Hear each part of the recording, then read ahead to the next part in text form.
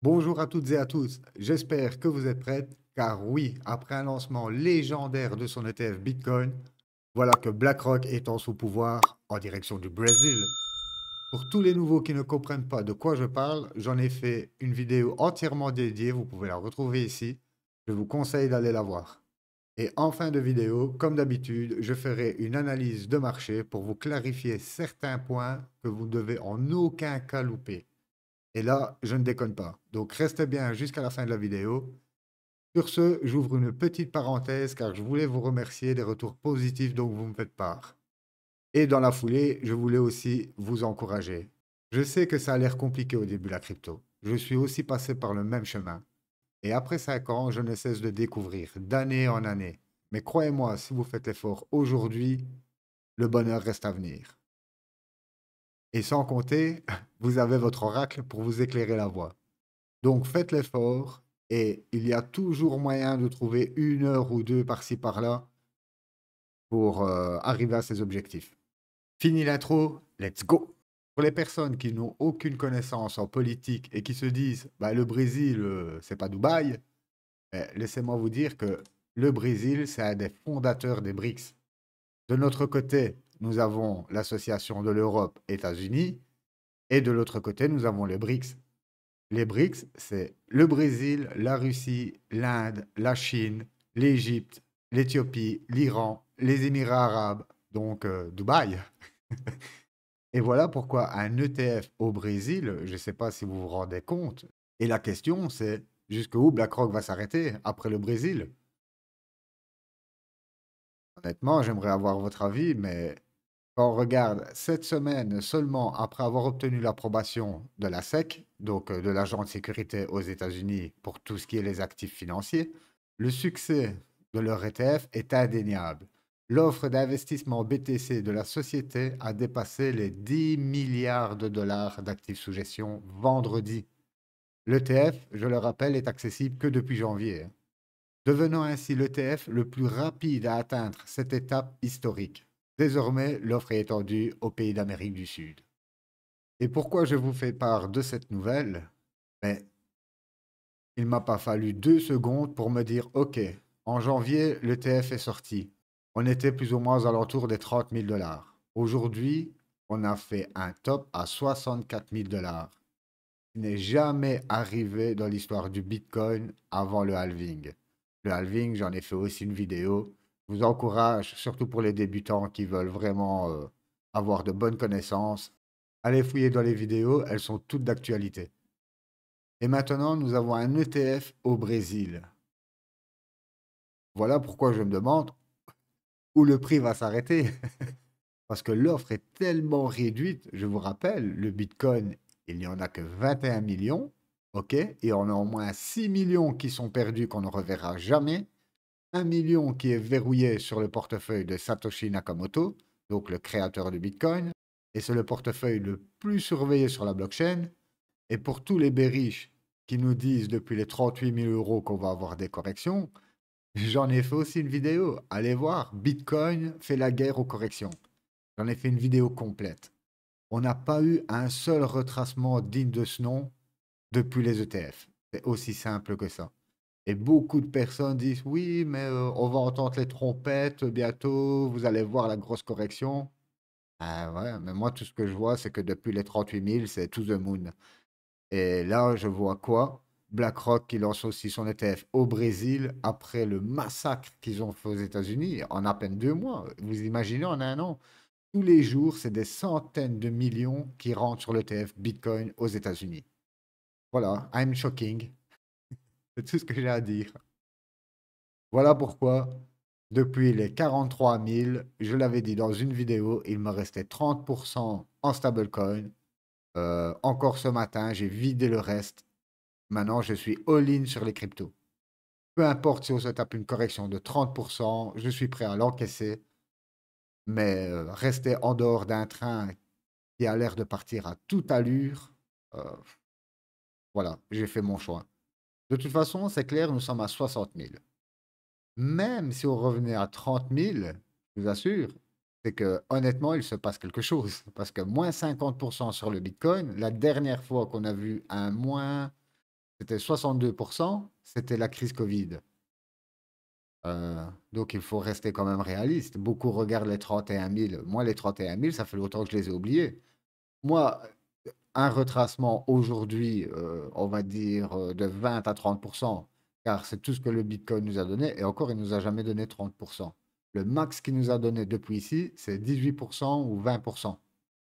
La prochaine correction de 20%, ben, c'est une aubaine pour rentrer, parce que honnêtement, on ne sait pas où le prix va s'arrêter.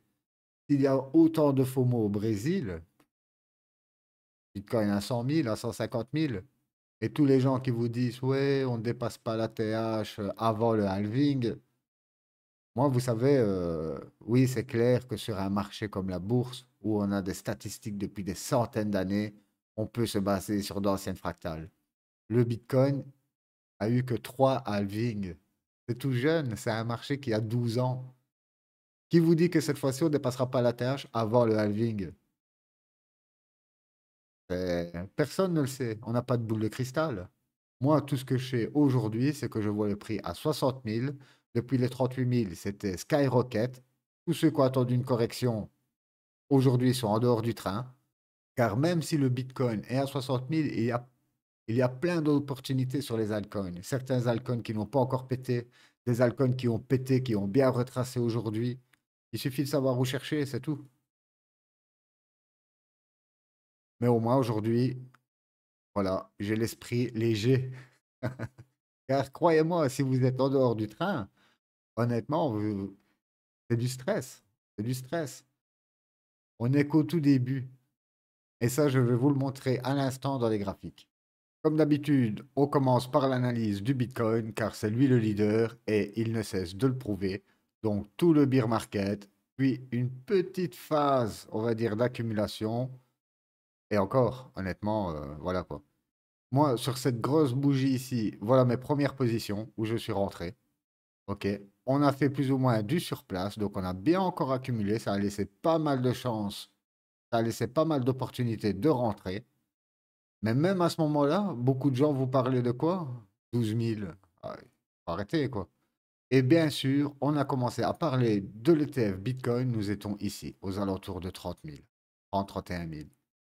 Déjà là, boum, boum, boum, ça n'a fait que péter. On a latéralisé.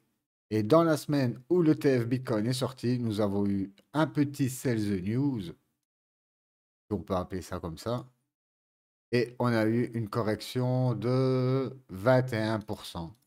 Que dalle. Et la correction s'est faite, comme vous pouvez le voir, sur... donc je suis en hebdo. Chaque bougie, chaque chandelle que vous voyez ici représente une semaine. Donc sur une, deux, 3 semaines. Donc vous aviez 3 semaines pour profiter de cette correction. Pour après, boum, boum, boum, encore repartir to the moon. Voilà pourquoi je vous expliquais que même à 40 000, tous les gens qui attendaient 31 000, ben voilà quoi. Ils l'ont eu dans le cucu. Je vais vous montrer un autre graphe. Ce graphe représente toutes les crypto-monnaies. OK? Donc nous avons le Bitcoin, l'Ethereum, les deux plus grosses cryptos et tous les autres altcoins qui suivent. Vous pouvez voir sur ce graphe qu'il y a deux niveaux de retracement. OK? Donc c'est deux niveaux clés. J'en ai déjà fait l'explication dans des précédentes vidéos. Décidément, je fais que me répéter, mais bon, obligé pour les nouveaux, je suis obligé de me répéter, désolé. Donc voilà. Et là, je vais vous montrer le graphe où il y a juste les altcoins. Donc regardez bien cette image, les deux lignes, l'orange et la verte. Et maintenant, regardez ce graphe. Voilà. Là, nous sommes que sur les altcoins. Et vous voyez quoi? Nous sommes à peine arrivés à la ligne orange. À partir d'ici, si on devrait rattraper le retard qu'a l'Ether et le Bitcoin, ça nous fait déjà une hausse de 37%. Et nous ne sommes même pas encore revenus sur les tops que vous voyez ici, hein. Pour revenir sur les tops, tac, tac, tac. En revenant rien que sur les tops, on serait déjà sur une hausse de 81%. Vous imaginez? Donc presque un x2 de là où nous sommes aujourd'hui, sur l'ensemble des altes. Donc voilà, je vous remonte le graphe. OK? Toutes les cryptos et juste les altes.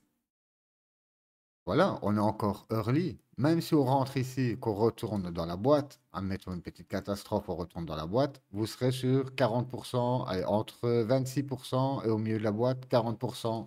de perte. Car c'est possible, comme je vous l'ai dit, personne n'a de boule de cristal. Personne ne peut prédire ce qui va arriver. Celui-là qui vous dit oui, il va se passer ça, ben, supprimez. Donc voilà. Là-dessus, je vais vous repasser quelques altcoins. Regardez, voilà, ça c'est une altcoin que j'ai présentée. Comme j'ai dit dans des précédentes vidéos, on était ici. Vous avez vu le truc? On a été tapé les 500%, un fois 6 depuis que j'ai parlé de cette crypto. DYDX, un super protocole au DeFi. Regardez, nous sommes tout dans le bas. Regardez le niveau orange et l'autre niveau vert où ils sont. Voilà. Ça, c'est des positions que j'ai. Oui, on est encore tout dans le bas.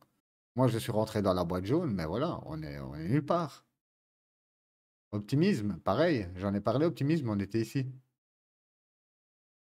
Regardez, même en prenant la moitié de la boîte, nous sommes sur du x3.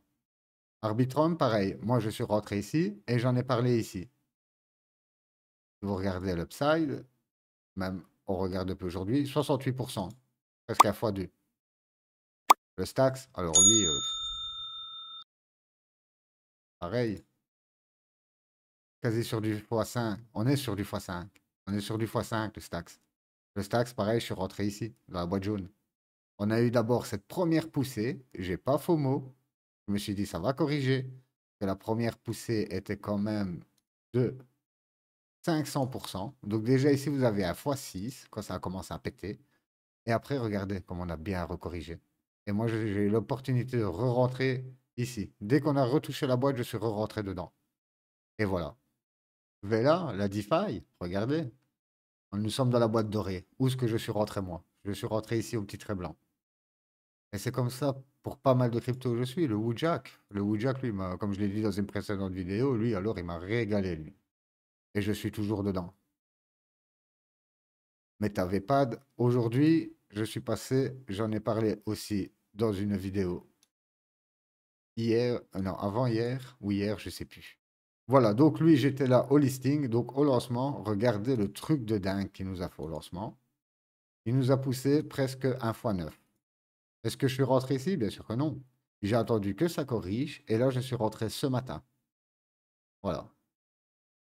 Sur une correction de 60%. Ouais, moins 60% de correction, ça me va. D'ailleurs, ça, je peux l'enlever. On me demande les cryptos que je surveille en ce moment. Déjà, celle-là, vous avez vu, vous en avez deux, trois que vous pouvez rentrer dedans. N'oubliez pas que à chaque fois, ne faites pas des all-in. Vous faites un all-in sur une crypto, je l'ai déjà expliqué dans d'autres vidéos. Si la crypto là ne fait rien, vous allez être dégoûté. Celle que je surveille en ce moment, il y a le Ali. Donc ici, nous sommes sur l'intelligence artificielle. Metaplex sur Solana.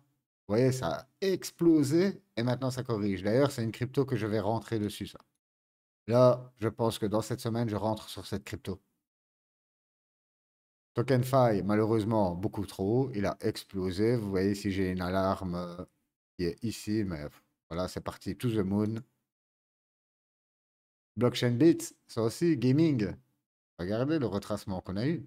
Hop. Nous sommes à presque 50% de retracement. C'est une crypto aussi qui a explosé en octobre. Aujourd'hui, on est sur des beaux retracements. Mais Aimbot, un peu moins. Je suis un peu moins fan. Pour être honnête avec vous, en fait, la chute est sévère, quoi. Et en plus, on vient pullback sur la boîte et on repart vers le bas. Donc, moi, iBot, honnêtement, je ne toucherai pas. Qu'est-ce qu'on a encore? Le Chapiz. Chapiz, pareil, superbe application. En train de latéraliser. Regardez le Chapiz depuis. On est revenu quasi sur les points de décembre. Décembre 2023. Malgré que ça avait explosé à la hausse. Zeta chaîne, ça, on peut oublier. Vous avez vu comment c'est perché. Et regardez, ça commence à corriger. Voilà, c'est juste pour vous dire qu'il y a plein d'opportunités. Vous regardez le Bitcoin, il est tout en haut, et vous regardez certaines cryptos, elles corrigent. Voilà pourquoi il faut avoir un bon suivi de vos cryptos, hein. Ok, on se crée un portfolio sur CoinMarketCap, on rentre toutes les cryptos, quand on les achète, à quel montant, vous allez voir, ça se fait automatiquement. Et c'est génial pour avoir un suivi sur vos cryptos. Ok, je voulais vous parler du dernier point crucial. Nous avons le Bitcoin d'un côté et le Matic de l'autre. Une crypto qui a explosé à l'ancien bull run. Pour vous montrer l'étendue de la chose, on était sur du x100. OK? Et ça, on part de janvier. Je vais mettre une plage de date. Donc, en partant d'ici jusqu'au top, en 340 jours, on était sur du x100. OK. Ce que je voulais vous montrer, c'est que, voilà, nous avons l'ancien halving. OK? Et vous pouvez voir que tout s'est mis à s'accélérer à partir du moment où on a franchi l'ancien ATH de 2017-2018, qui était à 20 000 $. OK? Donc, on a franchi l'ATH, boom, to the moon. Regardez le trait sur le matic, donc en pointillé, vous voyez là, ça bouge. Quand je suis à l'ATH, le matic, regardez où nous sommes. Nous sommes ici. Au franchissement de l'ATH, le matic, regardez ma ligne, n'a rien fait.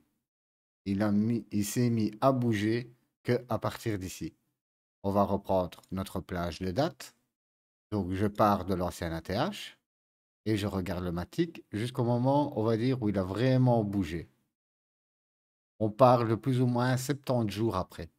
Donc, une fois que le Bitcoin a dépassé l'ATH, 70 jours après, on a vu le matic commencer à bouger.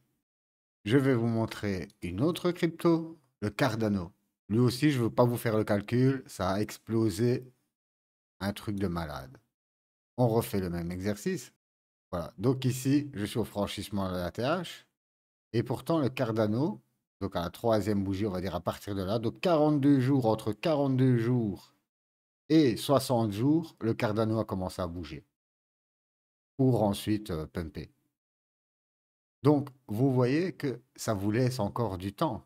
On n'a toujours pas franchi la TH. Ici, je vais agrandir. Voilà. Le petit trait, c'est où nous sommes aujourd'hui. Donc, vous voyez que nous sommes pas mal en avance. Si je reprends ma... Nous sommes presque à la TH. Nous sommes à peine à 6-7% de la TH. Et si je prends ma plage de date, nous sommes exactement 260 jours en avance. Voilà la puissance des ETF. Et tout le monde vous dit, oui, mais en général, avant le halving, on se crache. Oui, la dernière fois, comme vous voyez ici, on a fait une poussée des 3000 jusque pratiquement les 14 000, qui nous faisait pratiquement à 300%, un fois 3. Pour ensuite corriger sévère, on ne code pas le Covid, hein, parce qu'ici, c'est la grosse mèche que vous voyez, c'est le Covid. Donc, on va s'arrêter à la ligne blanche. On avait corrigé de 53% avant le halving. Aujourd'hui, le souci, c'est que nous sommes à peine à un mois et demi du halving. Alors oui, on pourra encore avoir un drop pour ensuite repartir. Ça, comme je vous ai dit, personne n'a de boule de cristal. Et si on regarde le Solana, c'est la même histoire. Je pars à partir du franchissement de la TH. Et regardez le Solana, nous sommes tout dans le bas.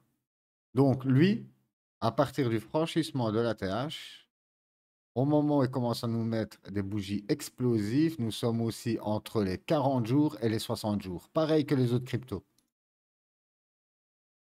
Ce que j'essaie de vous dire ici, c'est qu'une fois qu'on franchit l'ATH, ça nous laisse encore plus ou moins un petit mois avant que les autres altcoins commencent réellement à bouger et réellement à partir en mode skyrocket.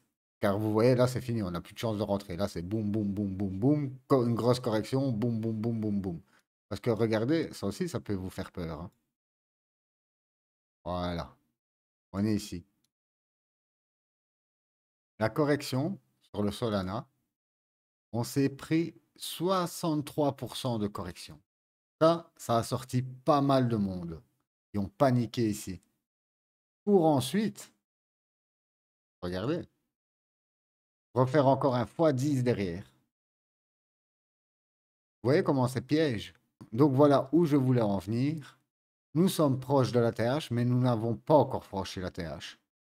On peut très bien encore drop maintenant de 30%, puis ensuite repartir. OK? Hop, on va essayer de le faire un petit peu. Voilà. Comme vous voyez, la TH est exactement à 69 137 dollars. Tant qu'on n'a pas franchi la TH, on peut très bien retomber. Regardez, nous sommes proches du halving, hein. C'est un truc de dingue. On est exactement à 49 jours du halving.